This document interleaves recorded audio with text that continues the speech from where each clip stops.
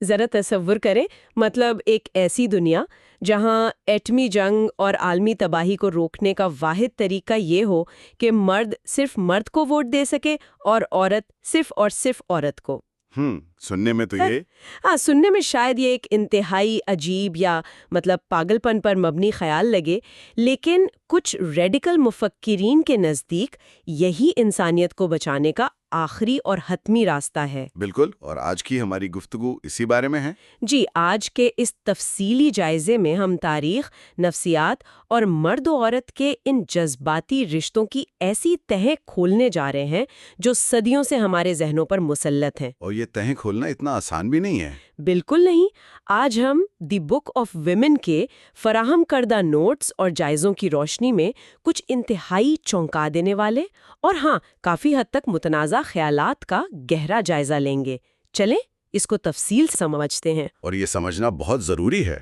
لیکن آگے بڑھنے سے پہلے ایک بات واضح کر دوں، ہمارا مقصد یہاں کسی مخصوص سیاسی یا سماجی نظریے کی وکالت کرنا ہرگز نہیں ہے۔ ہم بس یہ دیکھنا چاہتے ہیں کہ اصل مواد میں کیا خیالات موجود ہیں تاکہ ہم انہیں غیر جانبداری سے سب کے سامنے رکھ سکیں۔ ٹھیک کہا آپ نے، اور یہ نیا زاویہ واقعی بہت سی چیزوں کو الٹ پلٹ کر رکھ دیتا ہے۔ ہم عموماً جب بھی مرد یا عورت کی بات کرتے ہیں تو ہماری ساری بحث ان کے جسمانی یا جذباتی فرق کے گرد ہی گھومتی رہتی ہے نا؟ ہم ہمیشہ انہی چیزوں میں الجھے رہتے ہیں۔ لیکن اس کتاب کو پڑھتے ہوئے جو بات سب سے پہلے آپ کو چونکاتی ہے وہ یہ ہے کہ مصنف نے آغاز ہی ایک ایسی جگہ سے کیا ہے جو ہماری عام فہم سے بہت بالاتر ہے۔ یعنی اس نے وہ روایتی مرد اور عورت والی اینک ہی توڑ دی ہے نا؟ بالکل۔ اس کی دلیل یہ ہے کہ اگر عورت کو سمجھنا ہے تو اس جنس کے خانے سے باہر نکلنا ہوگا۔ مصنف خود کو مرد یا عورت کی بجائے پیور اویئرنیس یعنی خالص شعور کے طور پر پیش کرتا ہے۔ اچھا، یہ خالص شعور والا تصور مجھے واقعی کافی الجھا رہا تھا۔ میرا مطلب ہے، ہم یہ تو مانتے ہیں کہ ہمارے جسم کی ایک جنس ہے، مرد کا جسم مختلف ہے، عورت کا مختلف۔ جی، وہ تو حیاتیاتی حقیقت ہے۔ اور سائنس بھی کہتی ہے کہ ہمارے دماغوں کی وائرنگ مختلف ہوتی ہے، لیکن یہ خالص شعور کا بغیر جنس کے ہونا عملی طور پر یہ کیسا نظر آتا ہے؟ کیا یہ کوئی صوفیانہ تصور ہے؟ اسے آپ میرا خیال ہے ایک گہرے فلسفیانہ اور کسی حد تک روحانی زاویے سے دیکھ سکتی ہیں۔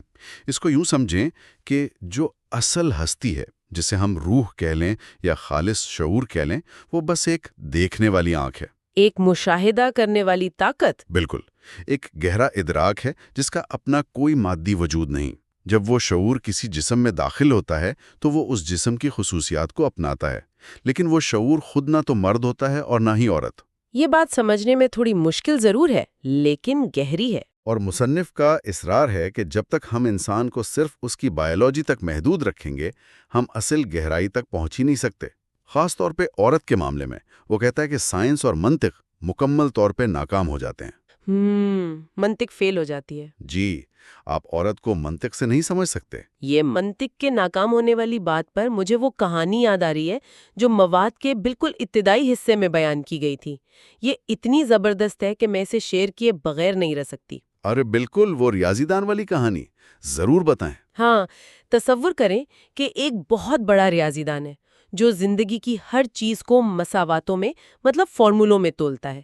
وہ ایک کھلونوں کی دکان پر جاتا ہے اور وہاں سے بچوں کا ایک چھوٹا سا جگسو پزل خرید لیتا ہے۔ ایک عام سا بچوں کا پزل۔ جی، اور اسے لگتا ہے کہ میرے لیے یہ حل کرنا کون سا مشکل کام ہے۔ وہ گھر آتا ہے، اسے میز پر رکھتا ہے اور گھنٹوں اس کے ساتھ مغز ماری کرتا ہے۔ وہ پسینے میں شرابور ہے، کاغذ پر لمبی چوڑی کیلکولیشنز کر رہا ہے، لیکن وہ حل نہیں ہوتا۔ بالکل، وہ ننھا سا پزل اسے حل ہی نہیں ہو رہا۔ آخرکار وہ غصے میں تمتماتا ہوا دکاندار کے پاس واپس جاتا ہے اور کہتا ہے کہ یہ تم نے کیسی خراب اور نامکمل چیز مجھے دے دی ہے۔ اور دکاندار کا جواب کمال تھا۔ اس پر دکاندار مسکراتا ہے اور جواب دیتا ہے کہ جناب، یہ پزل حل کرنے کے لیے بنایا ہی نہیں گیا تھا۔ یہ تو بچے کو شروع سے ہی یہ سکھانے کے لیے بنایا گیا تھا کہ زندگی کا ہر مسئلہ منطق یا ریاضی سے حل نہیں کیا جا سکتا۔ کیا کمال کی تمثیل ہے یہ۔ یہاں جو بات سب سے زیادہ دلچسپ ہے وہ یہ ہے کہ ہم سب کے اندر بھی وہی الجھا ہوا ریاضی دان چھپا بیٹھا ہے۔ بالکل، ہم ہر چیز میں حساب کتاب ڈھونڈتے ہیں۔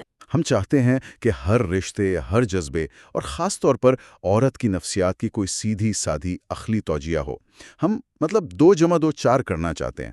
لیکن مصنف کے نزدیک عورت ایک پر اسراریت ہے۔ ایک بھید ہے جسے سمجھنا ضروری نہیں، بس محسوس کرنا چاہیے۔ جی، اور یہ کوئی خامی یا کمزوری نہیں ہے، بلکہ ایک کائناتی حقیقت ہے۔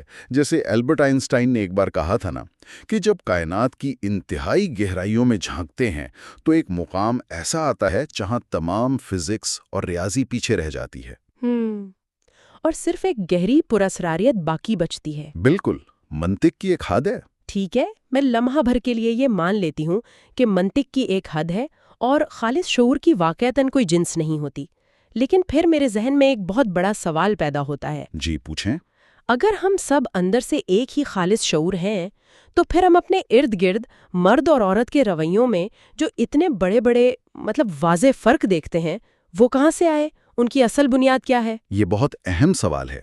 اس کا جواب تہذیب اور تاریخ کی ان صدیوں پر محیط کنڈیشننگ میں چھپا ہے جو ہم پر مسلط کی گئی ہیں۔ مواد اس بات پر بہت زور دیتا ہے کہ آج ہم جنہیں فطری فرق سمجھتے ہیں نا، وہ دراصل ہزاروں سال کی معاشرتی تربیت کا نتیجہ ہے۔ مطلب صدیوں کی ٹریننگ نے ہمیں ایسا بنا دیا ہے۔ بالکل، لیکن اگر ہم اس تمام کنڈیشننگ کو ہٹا دیں تو فطرتاً صرف ایک ہی سب سے بڑا فرق باقی بچتا ہے جس کے گرد یہ ساری انسانی تاریخ گھومتی ہے۔ اور وہ کیا ہے؟ وہ ہے عورت کی تخلیقی طاقت، نئی زندگی کو اپنے اندر پروان چڑھانے اور اسے جنم دینے کی زبردست صلاحیت۔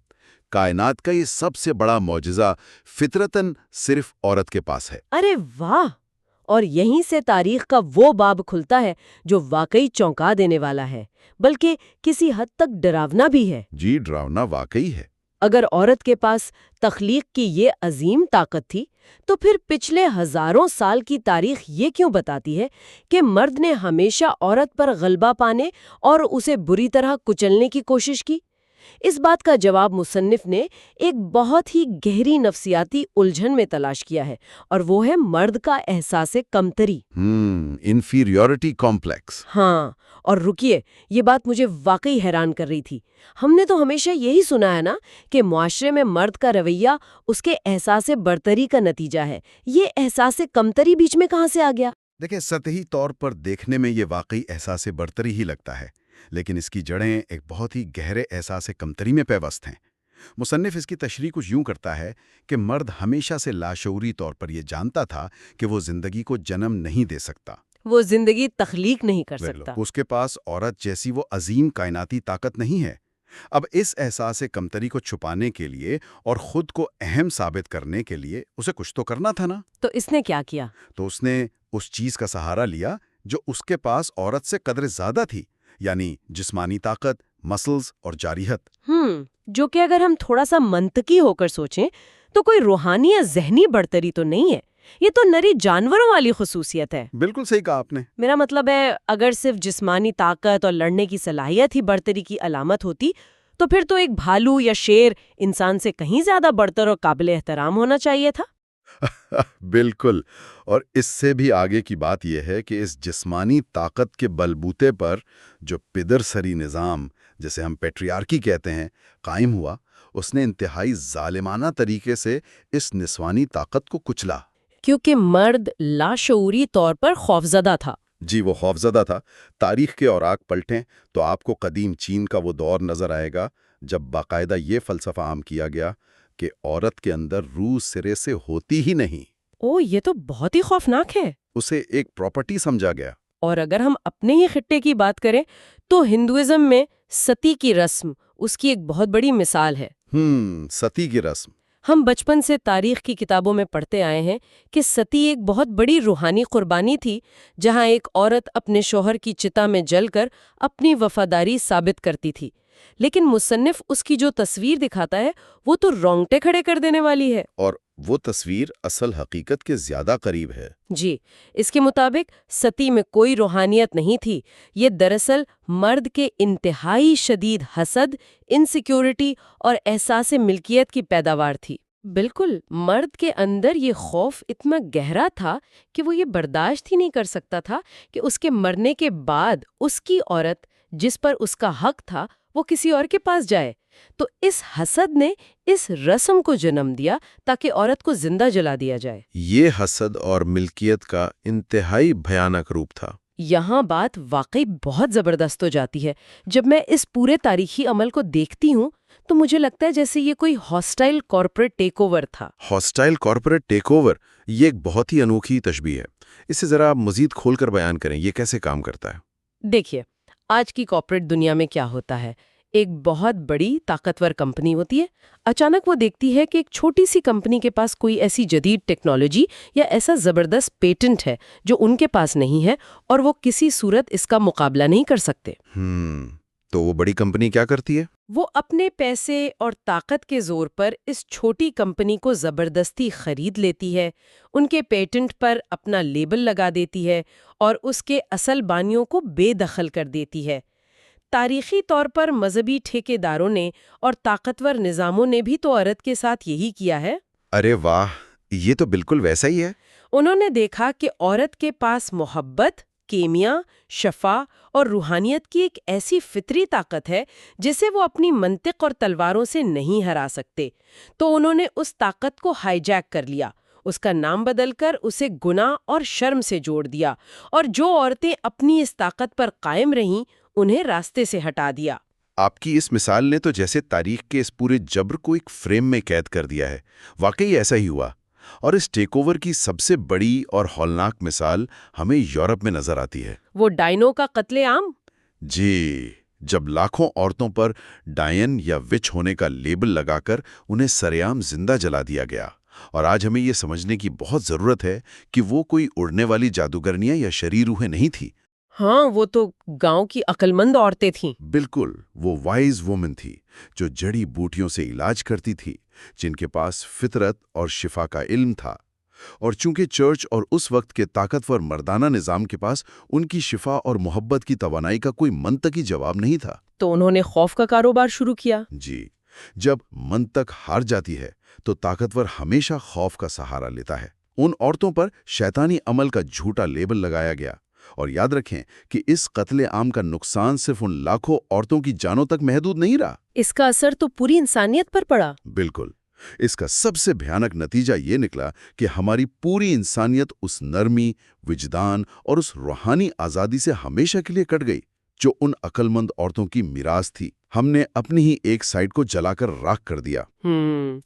جب ہم یہ سب سنتے ہیں کہ عورت نے تاریخ میں کس قدر خوفناک ظلم اور درد سہا ہے، تو پھر ہمارے ذہن میں فلسفے اور ادب کے وہ بڑے بڑے نام آتے ہیں جنہوں نے درد کو بڑا رومانوی رنگ دیا ہے۔ جیسے کہ مثال کے طور پر خلیل جبران، ان کی مشہور کتاب دی پروفٹ کو دنیا بھر میں روحانیت کا ایک ماسٹر پیس سمجھا جاتا ہے۔ جبران وہاں درد کی تشریح کرتے ہوئے کہتے ہیں کہ درد دراصل اس خول کے ٹوٹنے کا نام ہے جس کے اندر بیج ہوتا ہے، تاکہ اس بیج میں سے نئی زندگی اور نیا پودا نکل سکے۔ یہ سننے میں تو بہت ہی خوبصورت اور گہری بات لگتی ہے۔ سننے میں واقعی یہ بہت شاعرانہ معلوم ہوتی ہے، لیکن جو مواد ہم ڈسکس کر رہے ہیں وہ اس تشبیہ کو انتہائی سطحی قرار دے کر اس پر کڑی تنقید کرتا ہے۔ تنقید کرتا ہے؟ وہ کیوں؟ مصنف کا ماننا ہے کہ یہ ایک انتہائی کھوکھلا مردانہ زاویہ ہے۔ یہ فلسفہ اس کرب، ان صدیوں کی غلامی، جبر اور حمل کی ان تکلیفوں کو بیان کرنے سے مکمل طور پر قاصر ہے جو عورت کے حصے میں آئی ہیں۔ یعنی یہ بہت ہی کتابی سی بات ہے۔ جی، جبران کی یہ تشبیہ اس وقت بالکل ناکام ہو جاتی ہے جب ہم درد کی نوعیت کو گہرائی میں جا کر دیکھتے ہیں۔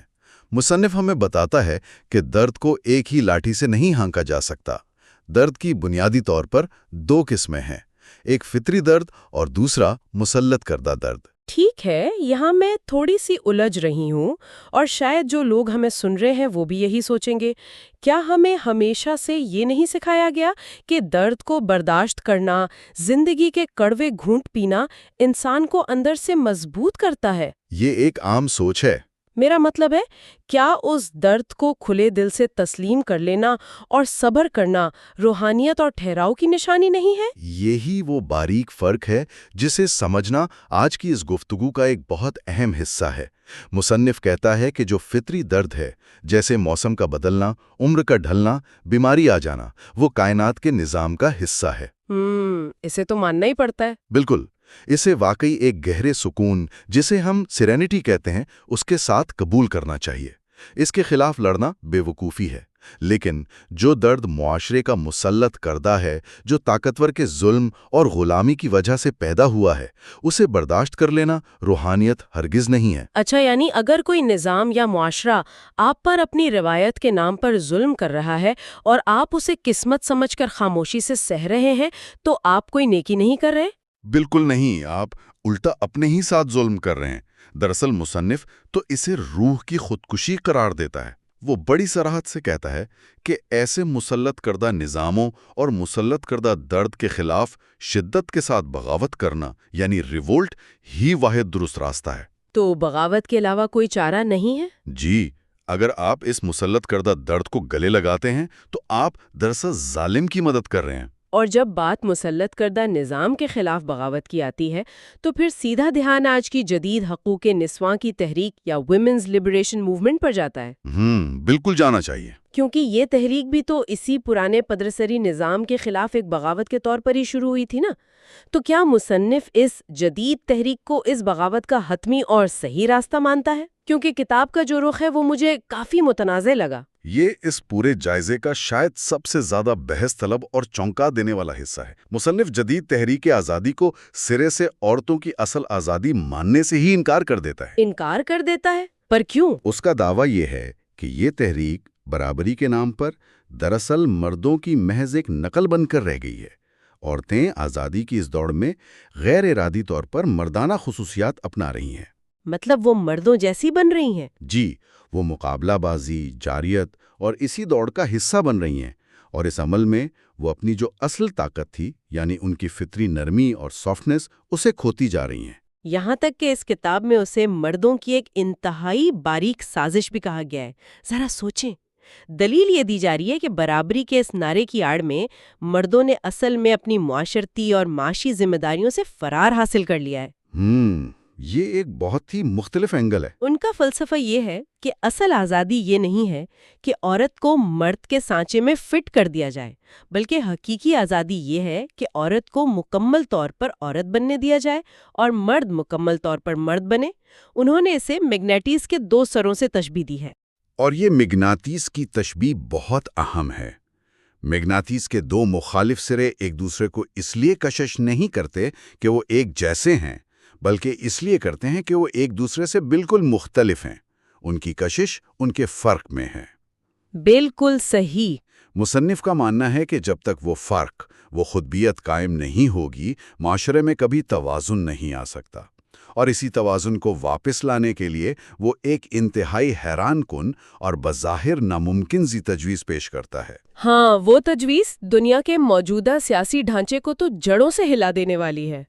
دنیا کو ان جنگوں اور ایٹمی ہتھیاروں کی دوڑ سے بچانے کے لیے وہ تجویز دیتے ہیں کہ دنیا بھر میں عورتوں کے لیے ووٹ ڈالنے کا ایک الگ نظام ہونا چاہیے۔ جی، الگ ووٹنگ۔ یعنی ایک ایسی دنیا جہاں عورت صرف اور صرف عورت کو ووٹ دے سکتی ہے اور مرد صرف مرد کو۔ تو اس سب کا آخر مطلب کیا ہے؟ کیا واقعی صرف ایک ووٹنگ کا طریقہ بدل دینے سے اس دنیا کا نقشہ بدل جائے گا؟ اگر ہم اس کو بڑی تصویر کے ساتھ جوڑ کر دیکھیں نا، تو یہ تجویز ایک بالکل نئے معاشرتی خاکے کی طرف اشارہ کرتی ہے۔ وہ کیسے؟ مصنف کی دلیل کی بنیاد یہ ہے کہ اگر یہ نظام نافذ ہو گیا تو دنیا بھر کی پارلیمنٹس اور فیصلے کرنے والے ادارے خود بخود آدھے مردوں اور آدھی عورتوں سے بھر جائیں گے۔ اب چونکہ عورت فطرتاً زندگی کو جنم دینے والی ہے، وہ ایک ماں ہے۔ وہ کبھی کسی جنگ کی حمایت نہیں کر سکتی۔ بالکل۔ وہ ایٹمی ہتھیاروں اور فوجوں پر بجٹ خرچ کرنے کی بجائے وہ پیسہ صحت، تعلیم اور معاشرے کو پرسکون بنانے پر خرچ کرے گی۔ ہماری دنیا میں آج جو سیاست اور عالمی جنگیں ہیں، ان کا براہ راست تعلق اس بات سے ہے کہ ہم نے معاشرے میں نسوانیت کو بے رحمی سے دبا دیا ہے۔ یہ تو واقعی سوچنے کا ایک بالکل نیا در کھول دیتا ہے۔ جی، جب فیصلہ سازی میں وہ نسوانیت واپس آئے گی تو دنیا واقعی بدل سکتی ہے۔ تو آج کے اس طویل اور گہرے سفر کو اگر ہم سمیٹیں تو ہم نے یہ دیکھا کہ زندگی کے ہر مسئلے کو محض ریاضی کی مساواتوں سے حل نہیں کیا جا سکتا۔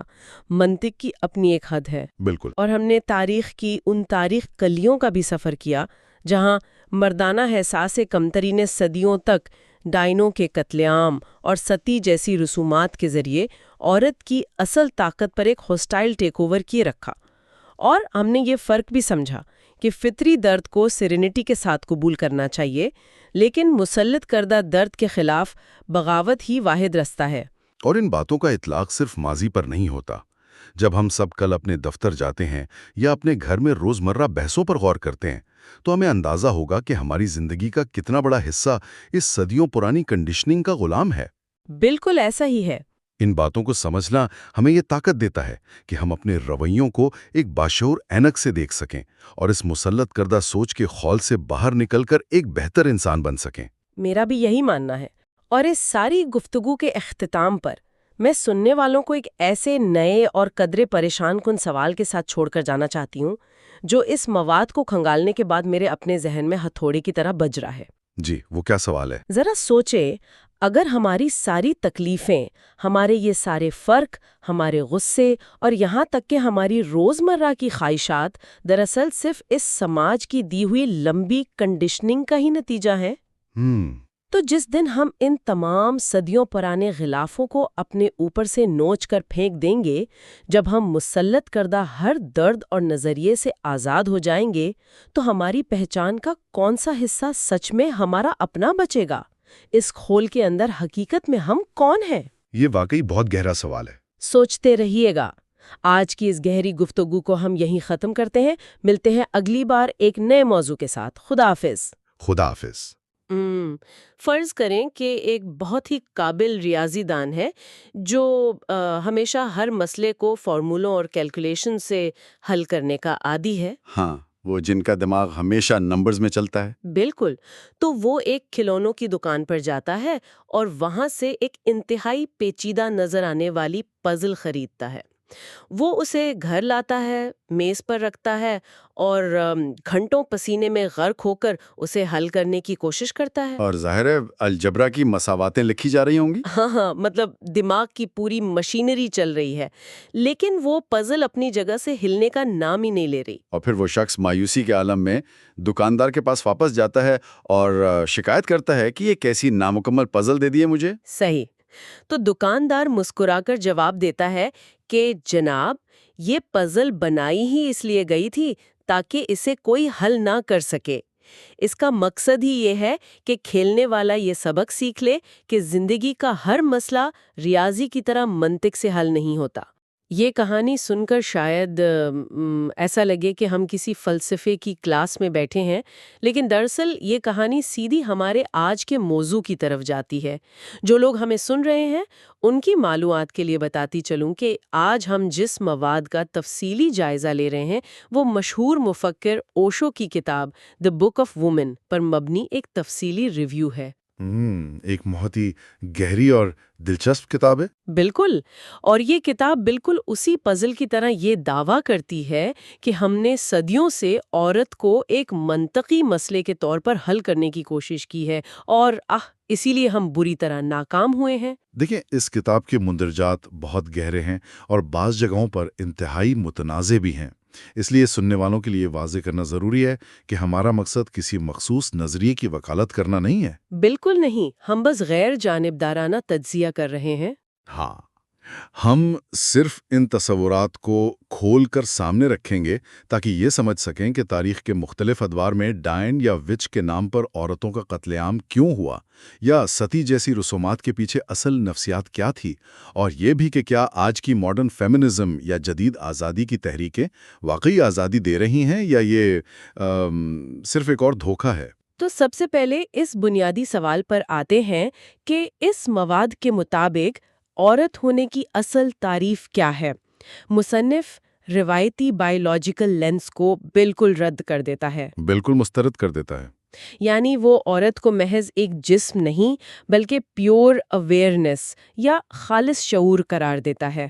اب یہ خالص شعور سننے میں بہت تجریدی اور بھاری سا لفظ لگتا ہے۔ ہاں، عام فہم زبان میں سمجھنا تھوڑا مشکل ہے۔ چلے اس بات کی تھوڑی گرا کھولتے ہیں۔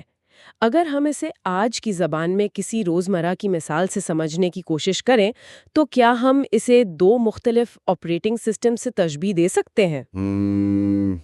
کیسے؟ میرا مطلب ہے جیسے مرد کا ہارڈ ویئر ایک ایسے آپریٹنگ سسٹم پر چلتا ہے جو لاجک اور سٹیپ بائی سٹیپ کیلکولیشن پر مبنی ہے، جبکہ عورت کا آپریٹنگ سسٹم انٹیوشن یا وجدان پر بنا ہے جو پوری تصویر کو ایک ساتھ محسوس کرتا ہے۔ واہ، یہ بہت زبردست مثال ہے۔ تو اگر آپ انٹیوشن والے سسٹم میں لاجک کا کوڈ رن کرنے کی کوشش کریں گے تو سسٹم تو کریش کرے گا نا؟ یہاں جو بات سب سے زیادہ حیران کن ہے وہ یہ ہے کہ مصنف بھی بالکل یہی کہتا ہے۔ اس کے مطابق روح کی کوئی صنف نہیں ہوتی، وہ ایک خالص شعور ہے، لیکن جب وہ شعور ایک عورت کے روپ میں ظاہر ہوتا ہے تو وہ ایک راز بن جاتا ہے، ایک معمہ۔ ہاں، آپ کسی خوبصورت نظم کو ایکسل کی اسپریڈ شیٹ پر رکھ کر اس کی پیمائش نہیں کر سکتے۔ جب آپ ایک راز کو منطق سے حل کرنے کی کوشش کرتے ہیں تو آپ دراصل اس کی خوبصورتی کو تباہ کر دیتے ہیں۔ صحیح۔ عورت کو سمجھنے کی نہیں بلکہ محسوس کرنے اور محبت کرنے کی ضرورت ہے۔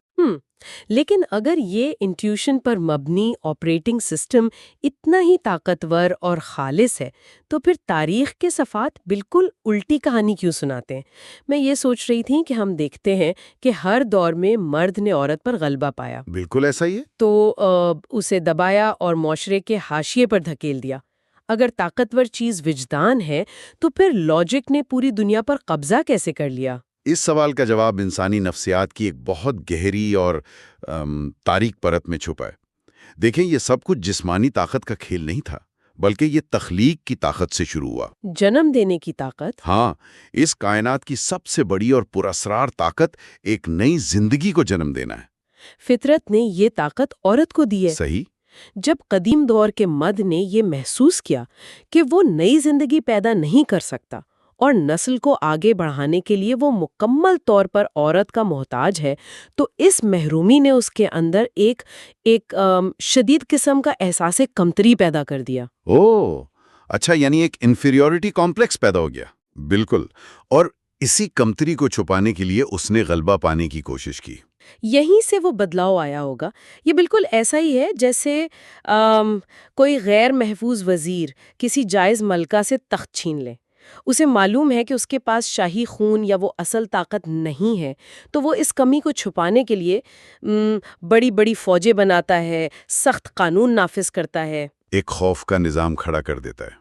ہاں، بس یہ ثابت کرنے کے لیے کہ وہ برتر ہے۔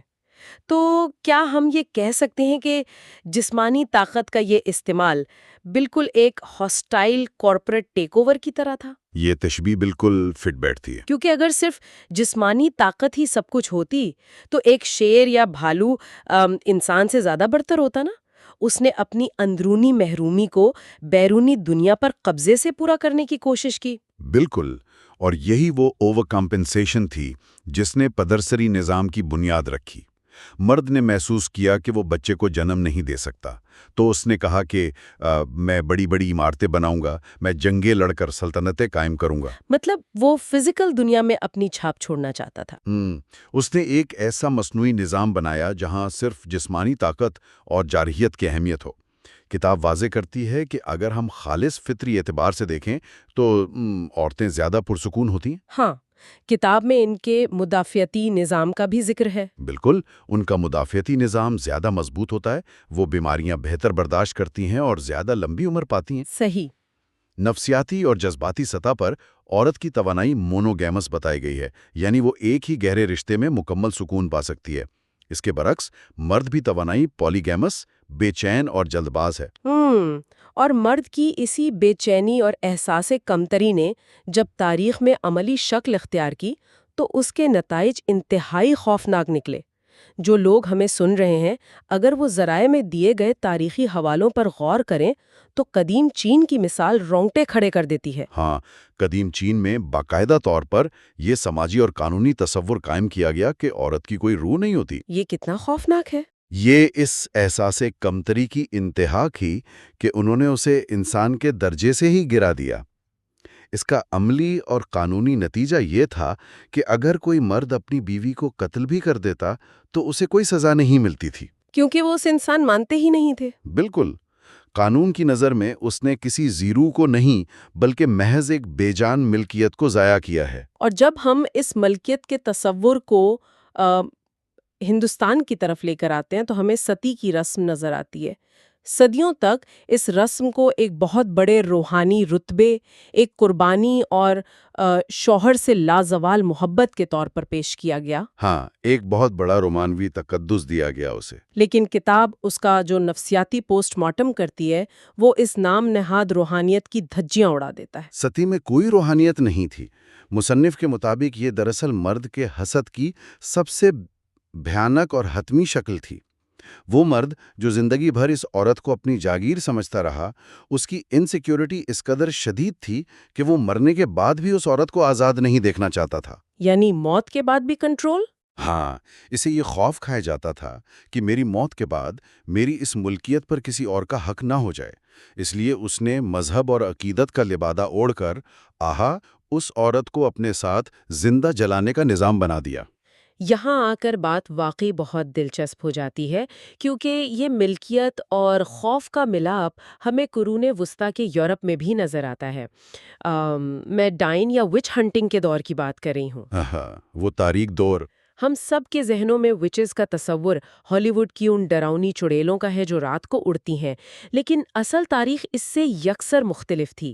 وچ کا لفظ اصل میں وائز وومن یا عقل مند عورت سے نکلا ہے۔ بالکل، یہ وہ عورتیں تھیں جو جڑی بوٹیوں کی ماہر تھیں، جو دائیوں کا کام کرتی تھیں، جو نفسیاتی اور جسمانی بیماریوں کا علاج جانتی تھیں۔ یعنی وہ اس وقت کی ڈاکٹرز تھیں۔ ہاں، ان کے پاس فطرت کا وہ کیمیائی علم تھا جو سینہ بسینہ چلتا آ رہا تھا، اور یہی وہ چیز تھی جس نے اس وقت کے چرچ اور مردانہ اقتدار کی بنیادیں ہلا دیں۔ کیونکہ چرچ کے پاس تو لاجک پر مبنی کتابیں تھیں اور ان عورتوں کے پاس انٹیوشن اور فطرت کا علم تھا، تو کیا انہوں نے اس علم کو اپنانے کے بجائے اسے تباہ کرنے کا فیصلہ کیا؟ پیدرسی نظام کو یہ برداشت نہیں تھا کہ ایک عام سی گاؤں کی عورت اپنی جڑی بوٹیوں سے وہ علاج کر رہی ہے جو ان کے بڑے بڑے پادری یا معالج نہیں کر پا رہے تھے۔ احساس کمتری پھر سے سامنے آ گیا۔ بالکل، وہ اس متوازی طاقت کو کنٹرول نہیں کر سکتے تھے، اس لیے انہوں نے اپنی ناکامی کا ملبہ شیطانی عمل پر ڈال دیا۔ انہوں نے ان عقل مند عورتوں پر لیبل لگایا کہ یہ شیطان سے بات کرتی ہیں، اور پھر انہیں زندہ جلا دیا گیا۔ ہاں، انہیں خوفناک اذیتیں دی گئیں اور چوراہوں پر زندہ جلا دیا گیا۔ یہ صرف چند عورتوں کا قتل نہیں تھا، یہ دراصل اس قدیم خالص شعور اور علم کا قتل تھا جس سے مردانہ منطق شدت خوفزدہ تھی۔ یہ سوچ کر ہی تکلیف ہوتی ہے کہ انسانیت نے اپنی انا کی تسکین کے لیے کتنا بڑا روحانی اور شفا یاب کرنے والا علم راکھ کر دیا۔ اب سوال یہ پیدا ہوتا ہے کہ اتنا بڑا تاریخی جبر، اتنا تسلسل سے ہونے والا ظلم، کیا دنیا کے بڑے بڑے مفکر اور فلسفیوں نے اس درد کو سمجھا؟ اور ذرائع کے مطابق وہ سب اس میں ناکام رہے؟ یہاں تک کہ مصنف نے خلیل جبران جیسے عظیم شاعر کی مشہور کتاب پی پروفٹ پر بھی کڑی تنقید کی ہے۔ ہاں، خلیل جبران اپنی کتاب میں درد کے حوالے سے ایک بہت مشہور تشبیہ استعمال کرتے ہیں۔ وہ کہتے ہیں کہ درد دراصل اس خول کے ٹوٹنے کا نام ہے جس کے اندر تمہاری سمجھ بوجھ قید ہوتی ہے۔ بالکل ویسے جیسے ایک بیج کا خول ٹوٹتا ہے تو اس میں سے نئی زندگی نکلتی ہے۔ بظاہر تو یہ بہت ہی خوبصورت اور تسلی بخش بات لگتی ہے۔ ہم اکثر مشکل وقت میں خود کو یہی دلاسا دیتے ہیں نا؟ لیکن مصنف اسے ایک انتہائی سطحی اور مردانہ زاویہ نگاہ قرار دیتا ہے۔ وہ کہتا ہے کہ آپ صدیوں کی غلامی، تذلیل، ستی کی آگ اور وچ ہنٹنگ کے عذاب کو بیج کے خول ٹوٹنے جیسی رومانوی تشبیہ سے نہیں جوڑ سکتے۔ یعنی یہ درد کی توجیہ پیش کرنے کے مترادف ہے۔ ہاں، یہ ان کروڑوں عورتوں کے درد کی توہین ہے۔ کتاب اس نقطے پر درد کو دو واضح حصوں میں تقسیم کرتی ہے، ایک ہے فطری درد اور دوسرا ہے مسلط کردہ درد۔ تو ان دونوں میں عملی فرق کیا ہے؟ مطلب ہم اسے کیسے الگ کر سکتے ہیں؟ فطری درد وہ ہے جو کائنات کے نظام کا حصہ ہے، موسموں کا بدلنا، کوئی طبی بیماری آ جانا یا موت کا آنا۔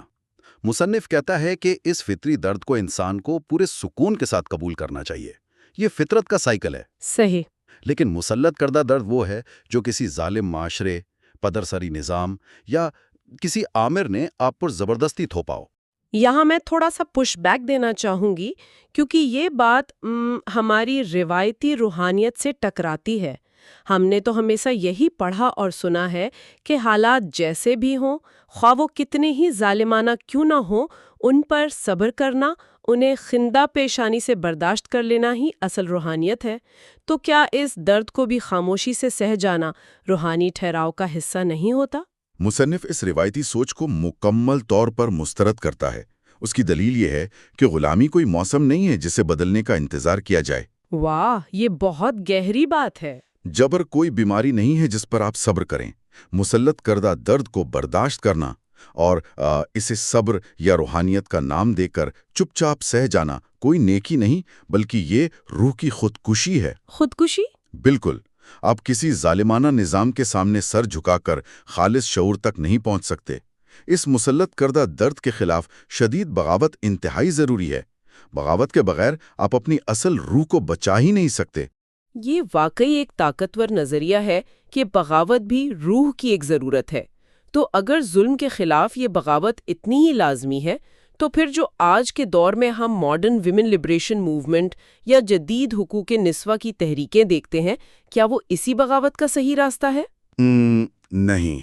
اگر ہم ذرائع کو دیکھیں تو یہاں مصنف ایک اور بہت بڑا اور متنازع دعویٰ کرتا ہے نا، وہ اس جدید آزادی کو بھی ایک دھوکہ سمجھتا ہے۔ ہاں، مصنف اس جدید تحریک کو آزادی نہیں مانتا۔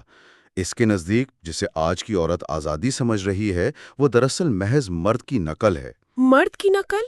یہ تو کافی سخت تنقید ہے۔ ہاں، کیونکہ عورتیں یہ ثابت کرنے کی کوشش میں کہ وہ مردوں کے برابر ہیں، اپنی وہ فطرتی نرمی، اپنا وجدان اور وہ خالص شعور کھو رہی ہیں جس کا ہم نے شروع میں ذکر کیا تھا۔ وہ برابری کی اس اندھی دوڑ میں مردوں جیسی سخت، مسابقتی اور لاجک ڈریون ہوتی جا رہی ہیں۔ یعنی وہ اپنا انٹیوشن والا آپریٹنگ سسٹم چھوڑ کر مردوں کے ہارڈ ویئر پر چلنے کی کوشش کر رہی ہیں تاکہ اس کارپوریٹ دنیا میں سروائیو کر سکیں۔ بالکل، اور کتاب اسے ایک بہت ہی باریک مردانہ سازش کا نام بھی دیتی ہے۔ اچھا، سازش کیسے؟ دعویٰ یہ ہے کہ پدرسری نظام نے ایک چال چلی۔ جب مرد اکیلا ساری معاشی اور سماجی ذمہ داریاں اٹھا کر تھک گیا تو اس نے برابری کے نام پر عورت سے کہا کہ تم آزاد ہو، آؤ اور ہماری طرح فیکٹریوں، دفتروں اور جنگوں میں حصہ لو۔ اور اس طرح عورت دوہری مشقت میں پھنس گئی۔ ہاں، بالکل۔ مصنف کا نظریہ ہے کہ اصل آزادی یہ نہیں کہ عورت کسی دوسرے درجے کا مرد بننے کی کوشش کرے۔ اصل آزادی یہ ہے کہ عورت اپنی پوری فطری شان و شوکت کے ساتھ مکمل عورت بنے اور مرد مکمل مرد بنے۔ یعنی دونوں اپنی اپنی فطری حالت میں رہیں۔ ہاں، یہ بالکل مقناطیس کے دو مختلف سروں کی طرح ہے جن کی کشش ان کے فرق میں ہے۔ تو اس سب کا آخر مطلب کیا ہے؟ کیونکہ اگر دونوں سرے ایک جیسے ہو جائیں گے تو وہ ایک دوسرے کو دور دھکیلیں گے، لیکن یہاں ایک سوال یہ اٹھتا ہے کہ پھر اس ساری صورتحال کا حل کیا ہے؟ حل کے حوالے سے کتاب ایک بہت ہی انقلابی تجویز پیش کرتی ہے۔ اب کی وہ تجویز پڑھی جو سیاست اور ووٹنگ کے حوالے سے، تو میں سچ کہوں تو بالکل چکرا کر رہ گئی۔ میں یہاں تھوڑا سا اسکیپٹیکل ہوں کیونکہ وہ تجویز اتنی غیر حقیقی لگتی ہے۔ آپ اس تجویز کی بات کر رہی ہیں نا کہ عورت کو صرف عورت کو ووٹ دینے کا حق ہونا چاہیے اور مرد کو صرف مرد کو؟ جی ہاں، مطلب عملی طور پر یہ کیسے ممکن ہے؟ کیا اس طرح آپ معاشرے کو دو بالکل الگ اور شاید مخالف دھڑوں میں تقسیم نہیں کر دیں گے؟ ایک ملک میں دو الگ سیاسی نظام کیسے چل سکتے ہیں؟ سطح پر یہ بات واقعی ناممکن اور انتہائی غیر عملی لگتی ہے، لیکن اگر ہم اس کی لاجک یا مصنف کے نقطہ نظر کو سمجھیں تو وہ کہتا ہے کہ اگر آپ الگ الگ ووٹنگ کا نظام بنا دیں تو اس کا نتیجہ یہ نکلے گا کہ دنیا کی ہر پارلیمنٹ میں بغیر کسی کوٹے کے خود بخود آدھی تعداد عورتوں کی ہوگی اور آدھی مردوں کی۔ اچھا، اس طرح 50-50 نمائندگی ہو جائے گی۔ بالکل، اور چونکہ عورت کا فطری تعلق نئی زندگی کو جنم دینے اور اسے پروان چڑھانے سے ہے، اس لیے اگر پارلیمنٹ میں آدھی عورتیں ہوں گی تو ان کے اس خالص شعور کی وجہ سے جنگیں ختم ہو جائیں گی۔ کوئی ماں ایٹمی ہتھیاروں کی دوڑ پر بجٹ خرچ کرنے کے حق میں ووٹ نہیں دے گی۔ یہ تو ہے۔ مصنف اسے محض ایک سیاسی پالیسی نہیں بلکہ دنیا کا توازن درست کرنے کا ایک فلسفیانہ حل بتاتا ہے تاکہ زندگی کو تباہ کرنے والی مردانہ جاریت کو روکا جا سکے۔ یہ ایک ایسا تصور ہے جو واقعی دماغ کی کھڑکیاں کھول دیتا ہے، چاہے آپ اس سے اتفاق کریں یا نہ کریں۔ اور دراصل سننے والوں کے لیے یہ جاننا ضروری ہے کہ ہمارے آج کے اس تفصیلی جائزے کا مقصد بھی یہی ہے۔ ان بھاری بھرکم فلسفوں اور تاریخی حوالوں پر بات کرنے کا اصل مقصد یہ ہے کہ ہم اپنے ارد گرد موجود اس کنڈیشننگ کی تہوں کو سمجھ سکیں۔ بالکل۔ جب ہم اس پوری تاریخ، اس احساس کمتری اور اس طاقت کے کھیل کو سمجھتے ہیں، تبھی ہم جان سکتے ہیں کہ ہمارا کون سا رویہ ہمارا اپنا ہے اور کون سا معاشرے کا سکھایا ہوا ہے۔ اور جب تک ہم اس تاریخی پزل کی حقیقت کو نہیں سمجھیں گے، ہم انجانے میں انہی رویوں کو دہراتے رہیں گے جو صدیوں سے ہمارے اندر فیڈ کر دیے گئے ہیں۔ شعور کی بیداری کے لیے ان کڑوی حقیقتوں کا سامنا کرنا لازمی ہے۔ بالکل صحیح کہا آپ نے۔ اور اس گفتگو کو ختم کرنے سے پہلے میں جو لوگ سن رہے ہیں ان کے ذہنوں میں ایک نیا اور قدرے مختلف خیال چھوڑنا چاہتی ہوں۔ آج ہم نے اس بات پر بہت زور دیا کہ جدید آزادی کے نام پر عورتیں مردوں کی نقل کر رہی ہیں، اور اصل کمال تو ان کے فطری، جسمانی اور نفسیاتی فرق میں ہے۔ لیکن ذرا تصور کریں، مستقبل قریب میں جب آرٹیفیشل انٹیلیجنس اور جدید ٹیکنالوجی ہماری زندگیوں پر مکمل طور پر حاوی ہو جائیں گی، ایک ایسا دور جہاں کسی کام کے لیے جسمانی طاقت، مسابقت یا سخت منطق کی کوئی عملی ضرورت ہی نہیں رہے گی۔ وہ تو کافی حد تک ابھی سے شروع ہو گیا ہے۔ ہاں بالکل، جب مشینیں وہ سب کریں گی جو آج کا پدرسری نظام کرتا ہے، تو تب کیا ہوگا؟ کیا ٹیکنالوجی کے اس عروج پر مردانہ اور زنانہ نفسیات کے یہ سارے فرق مکمل طور پر مٹ جائیں گے؟ یہ ایک بہت گہرا سوال ہے۔ اور اگر وہ فرق واقعی مٹ گئے تو کیا ہم آخر کار وہ خالص شعور پالیں گے جس کی مصنف بات کرتا ہے، یا ہم اپنی انسانیت کا وہ پراسرار راز ہی کھو بیٹھیں گے جسے کبھی حل نہیں کیا جا سکتا تھا؟ کیا ہم وہ پزل بن جائیں گے جس کے سارے ٹکڑے تو جڑ گئے ہوں لیکن اس کی ساری خوبصورتی اب ختم ہو چکی ہو؟ واہ، یہ واقعی سوچنے کی بات ہے۔ یہ ایک ایسا سوال ہے جو آنے والے وقت میں ہمیں ضرور سوچنا ہوگا۔ اسی خیال کے ساتھ ہم آج کے اس گہرے مطالعے کا اختتام کرتے ہیں۔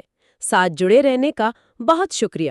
کیا آپ لوگ یقین کریں گے اگر میں کہوں کہ اس وقت جب ہم یہ گفتگو کر رہے ہیں، ایک عام انسان کے پھیپھڑوں کا لگ بھگ آدھا حصہ عملی طور پر مردہ حالت میں ہے؟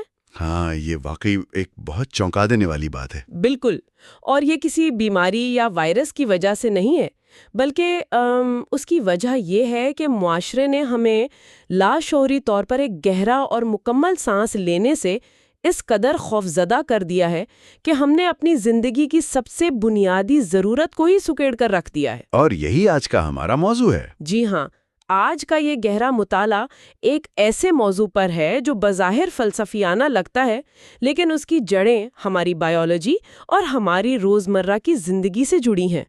آج ہم جن ذرائع کا تجزیہ کر رہے ہیں وہ مشہور فلاسفہ اوشو کی تعلیمات کے ایک خاص حصے پر مبنی ہے، جو انسانی جسم، سانس کی سائنس اور خالص شعور کے گرد گھومتے ہیں۔ صحیح، اور یہ موضوع صرف کوئی کتابی فلسفہ نہیں ہے، بلکہ ہماری روزمرہ کی زندگی اور بیداری کے متعلق ایک انتہائی عملی بحث ہے۔ چلے اس کو ذرا کھول کر دیکھتے ہیں۔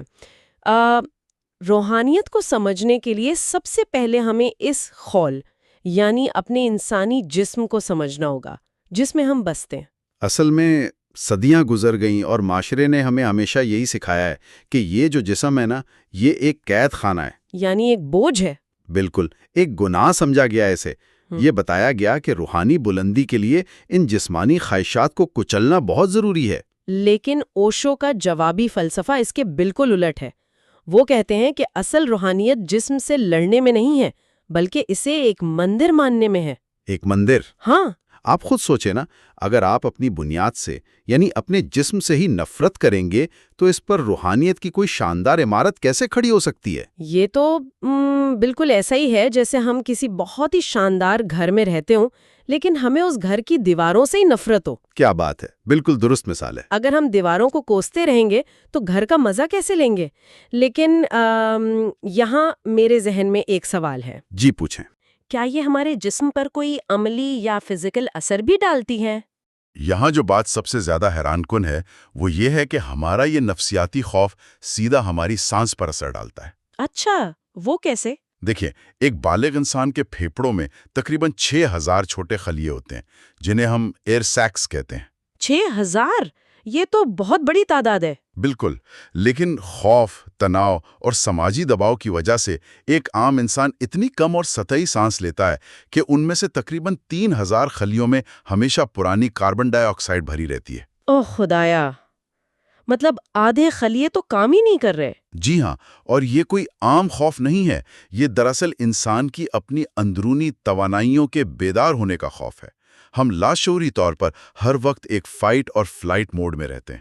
یعنی ہم ہر وقت کسی خطرے سے لڑنے کے لیے تیار رہتے ہیں۔ بالکل۔ آپ نے کبھی کسی بلی کو سوتے ہوئے دیکھا ہے؟ ہاں، دوپہر کے وقت اکثر وہ بہت سکون سے سو رہی ہوتی ہیں۔ بس اسی بلی کی مثال لے لیں۔ جب وہ سوتی ہے تو اس کا پورا جسم اور اس کا پیٹ سانس کے ساتھ ایک تال میل میں حرکت کر رہا ہوتا ہے۔ وہ پوری طرح پرسکون ہوتی ہے۔ اور انسان؟ انسان دنیا کے نرم ترین بستر پر بھی خوف کے باعث سکڑا رہتا ہے۔ اس کی سانس سینے تک اٹکی رہتی ہے۔ یہاں آ کر بات واقعی بہت دلچسپ ہو جاتی ہے۔ یعنی ہم نیند میں بھی خوف زدہ ہیں۔ بالکل ایسا ہی ہے۔ لیکن اگر ہمارا جسم اس طرح خوف سے سکڑا ہوا ہے تو کیا ہمارا دماغ بھی اس کا کوئی دفاعی حل نکالتا ہے؟ کیونکہ توانائی تو کم مل رہی ہے۔ ہاں نا، دماغ توانائی بچانے کے لیے حواس کو سن کر دیتا ہے۔ وہ چیزوں کو محسوس کرنا کم کر دیتا ہے۔ تو ہم اس مشینی پن سے کیسے نکلیں؟ ماہرین نفسیات بتاتے ہیں کہ عموماً 12 سال کی عمر کے بعد انسانی دماغ دنیا کو حیرت سے دیکھنا بند کر دیتا ہے۔ وہ بس شارٹ کٹس بنا لیتا ہے۔ Short cuts? یعنی وہ ہر چیز پر ایک لیبل لگا دیتا ہے؟ جی بالکل، اور اس لیبل کو ہٹانے کا یا اس جمود کو توڑنے کا واحد طریقہ یہ ہے کہ روزمرہ کی چھوٹی چھوٹی عادتوں کو توڑا جائے۔ کوئی مثال دے کر سمجھائیں؟ دیکھیں، اگر آپ روزانہ ڈائننگ ٹیبل پر چھری کانٹے سے کھانا کھاتے ہیں تو کسی دن باہر گھاس پر بیٹھ کر اپنے ہاتھوں سے کھائیں۔ اس سے کیا ہوگا؟ جب آپ کی انگلیاں خوراک کی حرارت کو اور اس کی ساخت کو محسوس کریں گی تو آپ کا دماغ اچانک چونک جائے گا۔ وہ جو سنپن کا لیبل تھا وہ ہٹ جائے گا۔ زبردست! یعنی حواس کو جگانے کے لیے روٹین توڑنی پڑے گی۔ ایک اور بہت دلچسپ تجربہ ہے۔ اگر آپ آنکھیں اور ناک مکمل طور پر بند کر لیں اور پھر پیاز اور سیب کھائیں تو انسان ان کے ذائقے میں فرق ہی نہیں کر پائے گا۔ واقعی؟ لیکن ان کی ساخت تو مختلف ہوتی ہے نا؟ ساخت تو مختلف ہوتی ہے، لیکن ہماری حصیں ایک دوسرے سے اتنی جڑی ہوئی ہیں کہ جب ناک اور آنکھ بند ہوتی ہے تو دماغ کا شارٹ کٹ ٹوٹ جاتا ہے، وہ ذائقہ پہچاننے میں الجھ جاتا ہے۔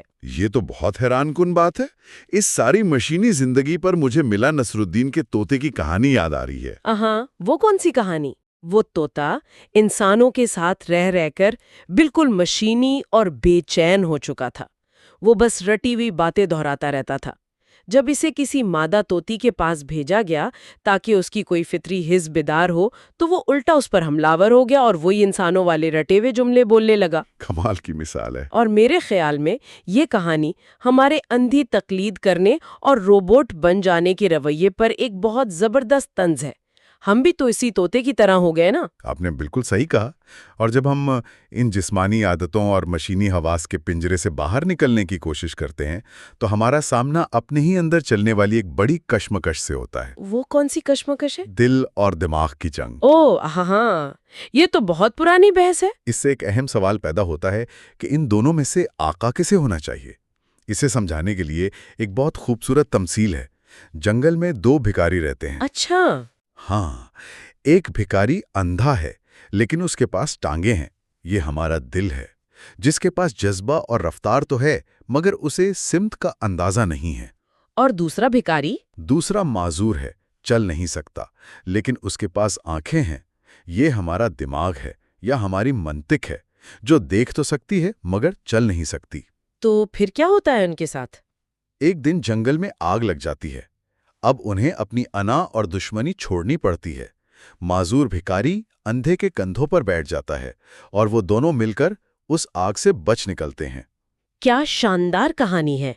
یعنی روحانی آزادی کے لیے دل اور دماغ کا ملنا ضروری ہے۔ بالکل، اور اس کا نتیجہ یہ ہے کہ دل کو آقا ہونا چاہیے اور دماغ کو ایک طاقتور خادم۔ صحیح، جذبے کو راستہ مل گیا اور منطق کو رفتار۔ لیکن اگر دل دوڑ رہا ہے اور دماغ اسے راستہ دکھا رہا ہے تو ان دونوں کو دیکھنے والی تیسری آنکھ کون سی ہے؟ یہ بہت گہرا سوال ہے۔ تو اس سب کا آخر مطلب کیا ہے؟ یہ تیسری چیز کیا ہے؟ وہ تیسری اور سب سے اہم چیز ہے خالص شعور یا جسے ہم پیور کانشیسنس کہتے ہیں، یہ ایک خاموش گواہ کی طرح ہے جو دل اور دماغ دونوں کے کھیل کو بس دیکھ رہا ہوتا ہے۔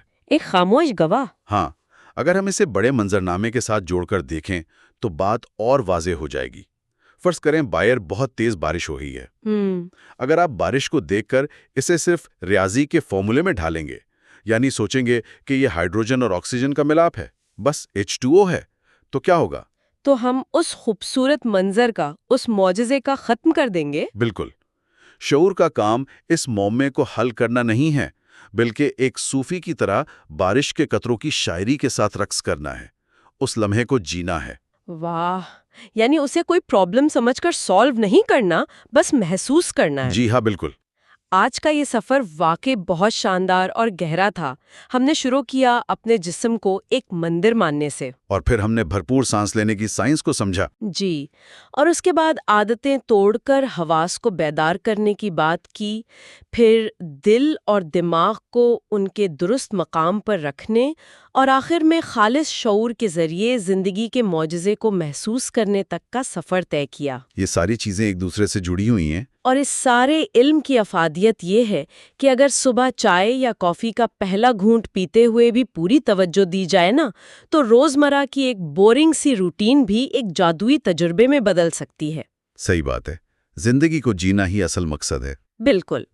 لیکن پروگرام کا اختتام میں ایک نئے اور چبھتے ہوئے سوال پر کرنا چاہوں گی۔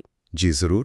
اگر خالص شعور کے ساتھ خاموشی سے موجود رہنا اور زندگی کے معجزے کو جینا ہی اصل سکون ہے، تو کیا آج کے دور میں ہر وقت مصروف رہنے کا، پروڈکٹیوٹی کے پیچھے بھاگنے کا اور کچھ نہ کچھ کرتے رہنے کا ہمارا یہ جو جنون ہے، کیا یہ دراصل اپنی ہی اس اندرونی خاموشی اور خالص شعور کا سامنا کرنے سے بچنے کا ایک طریقہ تو نہیں ہے؟